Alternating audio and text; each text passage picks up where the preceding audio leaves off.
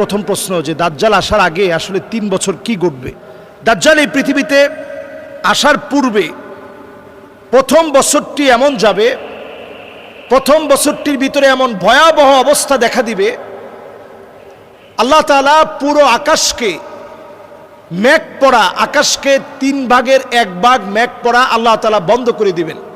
আকাশ থেকে বৃষ্টি বর্ষণ ৩ ভাগের ১ ভাগ হবে, আল্লাহ তাআলা বাকিটা বন্ধ রাখবেন। নিয়ে আমাদের প্রথম প্রশ্ন যে দাজ্জাল আসার আগে আসলে ৩ বছর কি ঘটবে। দাজ্জাল হচ্ছে কিয়ামতের একেবারে বড় আলামত, যে আলামতগুলো প্রকাশিত হওয়ার পরে মানুষ আর সময় পাবে না। পুতির একটা মালা থেকে দানা পড়ে গেলে একটার পর একটা যেভাবে পড়তে থাকে, এইভাবে একটার পর একটা একটার পর একটা একটার পর একটা পড়তে থাকবে, মানুষের হাতে আর কোনো সময় থাকবে না।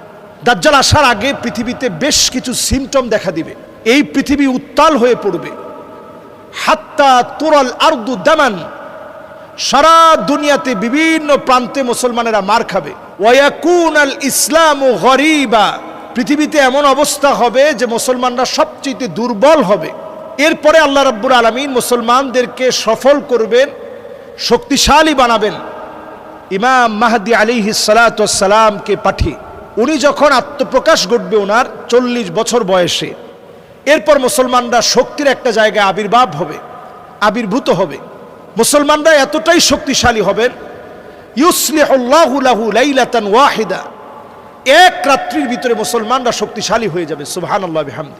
এরপরের বিষয় হচ্ছে মাহদি আলাইহিস সালাতু ওয়াস সালামের 6 বছর পরে দাজ্জালের আত্মপ্রকাশ ঘটবে। দাজ্জাল যখন এই পৃথিবীতে আসবে, অবস্থাটা এমন হবে, তার আগে দাজ্জাল আসার আগেই আল্লাহ রাব্বুল আলামিন শেষ সময়টা এমন হবে, ইন্নাল্লাহ আযজা ওয়া জাল্লা লাম ইয়াবআসু নাবিয়্যান ইল্লা হাযযারা উম্মাতাহু দাজ্জাল।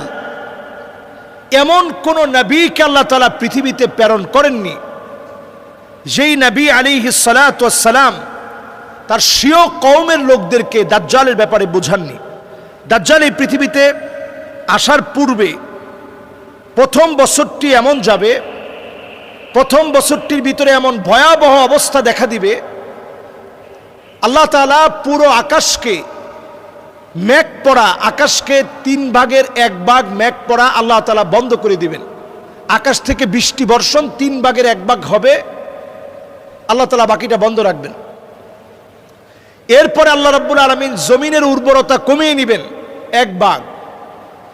দ্বিতীয় বছর এমন হবে, জমিনের উর্বরতা আল্লাহ রাব্বুল আলামিন 2 ভাগ, আল্লাহ রাব্বুল আলামিন জমিনের উর্বরতা কমিয়ে নেবেন।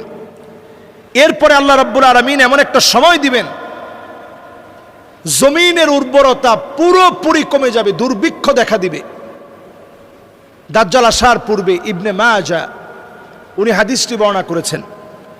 এরপরে দাজ্জাল এসে দাজ্জাল যে কাজটা করবে, ফালা তাবকা লাহুম সাইমাতুন ইল্লা হালাকাত, জমিনের অধিকাংশ জায়গা কেমন যেন ধ্বংস হয়ে পড়বে।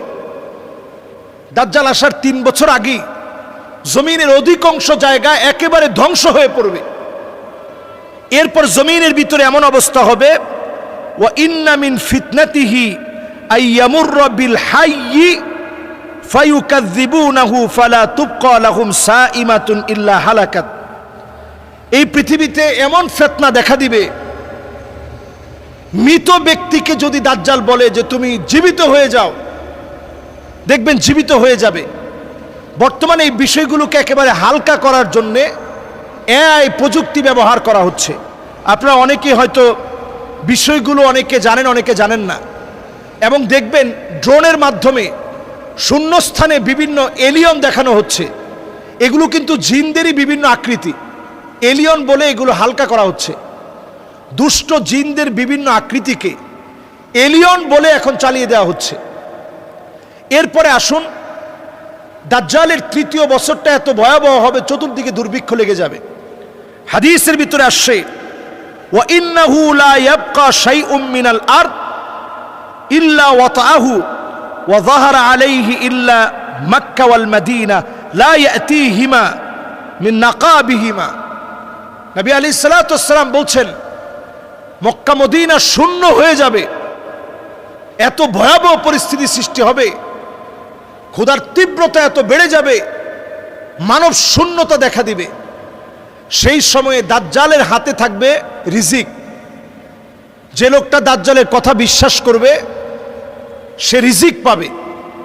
সঙ্গে সঙ্গে সাহাবী প্রশ্ন করলেন, নবী তাহলে সে সময় ইমানদারদের কি অবস্থা হবে? নবীজি বললেন, ইমানদারদের খাদ্য হবে তাকবীর আল্লাহু আকবার। ইমানদারদের খাদ্য হবে তাকবীর আল্লাহু আকবার। ইমানদারদের খাদ্য হবে তাহমিদ আলহামদুলিল্লাহ। ইমানদারদের খাদ্য হবে জিকিরের মধ্যে আল্লাহ তাআলা ইমানদারদের খাদ্য রাখবেন, জিকিরের মধ্য দিয়ে ইমানদারদেরকে আল্লাহ তাআলা রিজিক দান করবেন। সুবহানাল্লাহ বিহামদি। এই সময়টা আমাদের কাছে আপনি যদি একটু চিন্তা করেন, বর্তমান সময়ে এআই প্রযুক্তির সময়ে ড্রোনের মাধ্যমে শূন্য স্থানে কত কিছু দেখানো হচ্ছে, নানাভাবে বিভিন্ন জায়গায় বিভিন্ন চিত্র ধারণ করা হচ্ছে, নানাভাবে বিভিন্ন জায়গায় বিভিন্ন দৃশ্য আমরা দেখতে পাচ্ছি। এমনকি আমরা চ্যাট জিপিটি, এই চ্যাট জিপিটির ভিতরে কিছুদিন আগেও তাকে প্রশ্ন করলে যে সবচেয়ে ভালো ধর্ম কোনটা, চ্যাট জিপিটি সে জবাব দিয়েছে, আমি যদি কোনো মানুষ হতাম তাহলে আমি ইসলামকে বেছে নিতাম। কিন্তু দেখেন চক্রান্ত কেমন। এখন আপনি চ্যাট জিপিটিতে যদি আপনি প্রশ্ন করেন সবচেয়ে শ্রেষ্ঠ ধর্ম কোনটি, চ্যাট জিপিটি সে উত্তর দিবে যে আমি হচ্ছি একটা রোবট, আমি তো একটা মেশিন, আমি তো ধর্ম নিয়ে কোনো কথা বলতে চাই না। তার মানে প্রত্যেকটা জায়গায় সুকৌশলে তারা আপনাদের মন, মাইন্ড, সেট আপ সবগুলোকে নিয়ে নেবে। আপনি ইউটিউবে যা দেখতেছেন আপনি দেখবেন ফেসবুকে ঠিক তাই আসছে। এমনকি অনেক সময় আপনি দেখতে যাচ্ছেন না, ফোনে আপনি সাথে রেখে আপনি হয়তো আপনার বন্ধুর সাথে বলছেন যে আসলে আমার বুকটা ব্যথা করতেছে, আসলে ডাক্তার দেখানো দরকার, এরকম কথাবার্তা চালাচ্ছেন। একটু পরে আপনি ঢুকবেন, দেখবেন অনলাইনে বিভিন্ন বিজ্ঞাপন আপনার চোখে পড়তেছে যে আপনার বুকে ব্যথা করতেছে, আপনি এই ওষুধটা খেতে পারেন, এটা খুব কার্যকরী ঔষধ। তার মানে আপনাকে টোটালি এখন কিন্তু নিয়ন্ত্রণ করা হচ্ছে অ্যালগরিদমের এই যুগে। অ্যালগরিদম ছাড়া এখন বর্তমানে কোনো প্রযুক্তি কল্পনা করা যায় না। এই সময়ে আপনার কোনো প্রাইভেসি বলতে কিছু নাই। সুতরাং বাঁচার জন্য দাজ্জালের ফিতনা থেকে এই যে জুমাবারে সূরা কাহাফ পড়ুন, প্রতিনিয়ত 10টা আয়াত সূরা কাহাফের তেলাওয়াত করার চেষ্টা করেন। আমরা ইনশাআল্লাহ দাজ্জালের যে ফিতনাগুলো আমরা এখন শুনছি, জানছি, এগুলো যেন মাইক থেকে বলা বন্ধ না হয়ে যায়। নবী আলাইহিস সালাতু ওয়াস সালামের সেই বিখ্যাত বিষয় যেটা আমাদের প্রত্যেকের প্রচারে রাখা দরকার। নবীজি বলছেন, আমি দাজ্জাল সম্পর্কে যা বলে গেছি কোনো নবী তা বলে নাই। দাজ্জাল হচ্ছে আওয়ার, দাজ্জাল হচ্ছে তার এক চোখ টেরা থাকবে, অন্ধ থাকবে, ফুলা ফাপা নষ্ট থাকবে। আমি আল্লাহ রাব্বুল আলামিনের নবী মুহাম্মদ সাল্লাল্লাহু আলাইহি সাল্লাম যেভাবে সতর্ক করেছি, এই সতর্ক দুনিয়ার কেউ করেনি। আমি তোমাদেরকে সতর্ক করে গেলাম। আমার আল্লাহ তিনি আওয়ার নয়, আমার আল্লাহ তিনি অন্ধ নন। এজন্য আমরা দাজ্জালের বিষয় যেদিন মাইক থেকে বলা বন্ধ হয়ে যাবে তখন দাজ্জাল আসার সময়টা চলে আসবে। বর্তমানে এই সময়ে দাজ্জালের ব্যাপারে আমরা তেমন কোনো কথা বলিও না, আমরা শুনিও না এবং চেষ্টাও করি না। আল্লাহ আমাদেরকে বোঝার তৌফিক দান করুক।